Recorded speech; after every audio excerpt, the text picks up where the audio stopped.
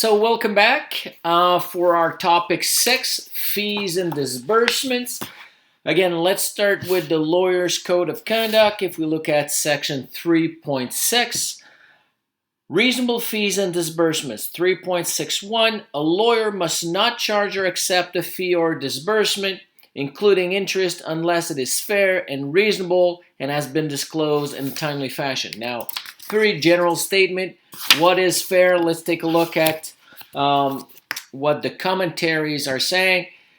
First commentary, what is fair and reasonable depends on various factors, including the following: the time and effort required and spent, the difficulty of the matter and the importance of the matter to the client, whether special skill or service has been required and provided, the results obtained, fees authorized by statute or regulation, special circumstances, the likelihood, if made known to the client, that acceptance of the retainer will result in the lawyer's inability to accept other employment, any relevant agreement between the lawyer and the client. So obviously your retainer agreement with the client will be important to determine if these fees and disbursements were fair and reasonable.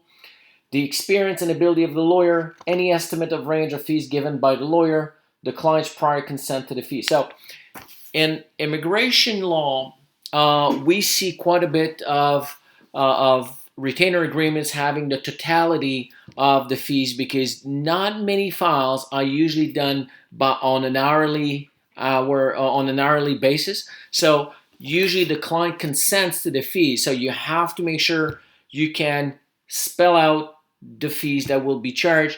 And I think that's going to be a good way to ensure that the fees are reasonable, because the client will agree to these contingent fees. Speaking of contingent fees, let's take a look at 3.62. So when you draft your retainer agreement, you should probably read these provisions first as an immigration lawyer. So subject 3.62 says, subject to rule 3.61, a lawyer may enter into a written agreement in accordance with governing legislation that provides that the lawyer's fees is contingent in whole or in part on the outcome of the matter for which the lawyer's services are to be provided. So very interesting, where contingent fees, based on the condition that something may occur, are allowed for immigration lawyers. So you will see that quite often. If we obtain a certain result, contingent fees will be payable. Let's read the commentary. In determining the appropriate percentage or other basis of a contingency fee, a lawyer and client should consider a number of factors, including the likelihood of success, the nature and complexity of the claim, the expense and risk of pursuing it, the amount of the expected recovery, and who is to receive an award or cost. The test is to make sure the fees are fair and reasonable in this matter. Although a lawyer is generally permitted to terminate the professional relationship with a client and withdraw services, and we'll see that in topic 7, if there is justifiable cause as set out in Rule 3.71, special circumstances apply when the retainer is pursuant to a contingency agreement. In such circumstances, the lawyer has impliedly undertaken the risk of not being paid in the event the suit is unsuccessful. So something to keep in mind when you agree to contingency fees, that if you have to withdraw before, you may not get paid the remaining part of your fees. 3.63, statement of account. In a statement of an account delivered to a client, a lawyer must clearly and separately detail the amounts, charges, fees, and as disbursement. So that's quite clear. So for lawyers, again, quite a bit of details on what you can and cannot do when you charge fees and disbursements to the client. And this is why it's so important to have a good retainer agreement. As I said earlier, it's quite common in immigration law not to bill your client by the hour, but to have a flat fee or contingency fees in your agreement. That way the client agrees beforehand that a specific amount of money, a flat fee, will be paid to you, and when you reach certain milestones, for instance, and contingency fees are allowed for immigration lawyers, and again must be clearly spelled out in your retainer agreement. But I think you must keep in mind at all times that regardless of your method of billing, you have to make sure as a lawyer that your fees are fair and reasonable.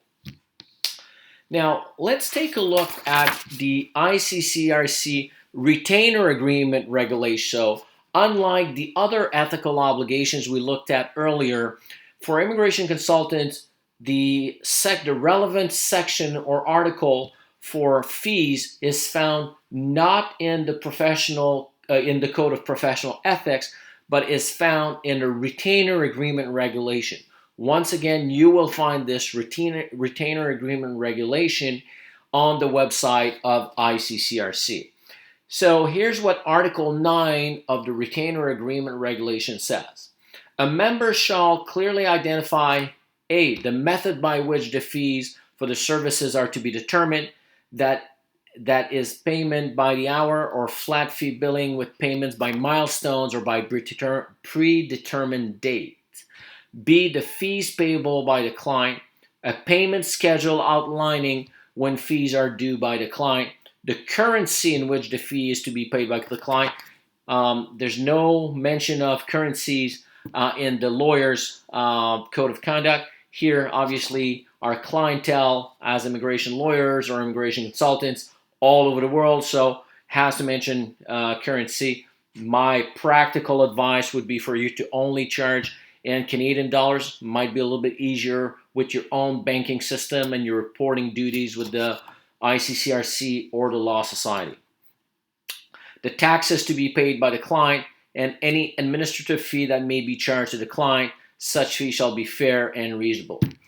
One very, very important distinction between immigration consultants and lawyers is regarding contingency billing. As we saw, for immigration lawyers, it is allowed to charge contingency fees as long as these fees are fair and reasonable.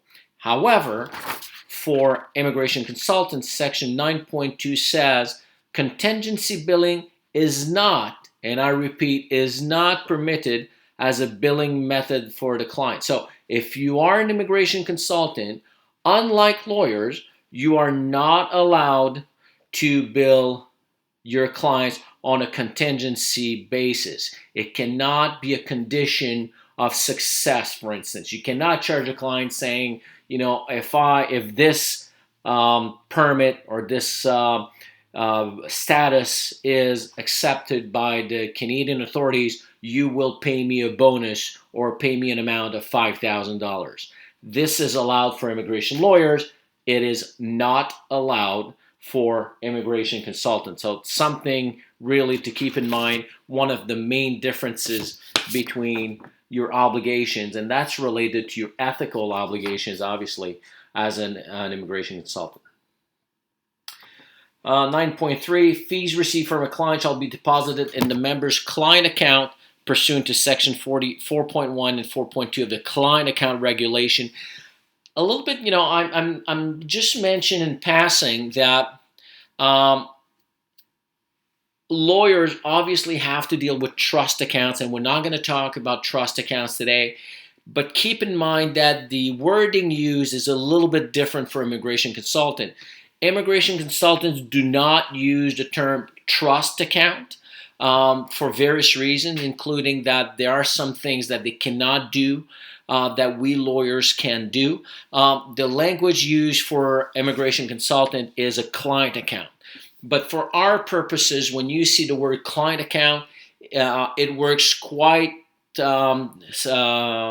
similarly as a lawyer's trust account. Not exactly the same things that both can do, but when you see the term a client account for immigration consultant, think about a trust account for a lawyer. So I think that completes our segment or our topic on fees and disbursement. Must be fair and reasonable in both cases. Must have a good statement of accounts sent to the clients. But I think the main difference between the two is that some methods of billing, or one method of billing, is allowed for lawyers and not allowed for immigration consultant, and that method of billing is contingency billing. So keep that in mind. And I will talk to you in a few seconds regarding our final topic, withdrawals of representation. Thank you.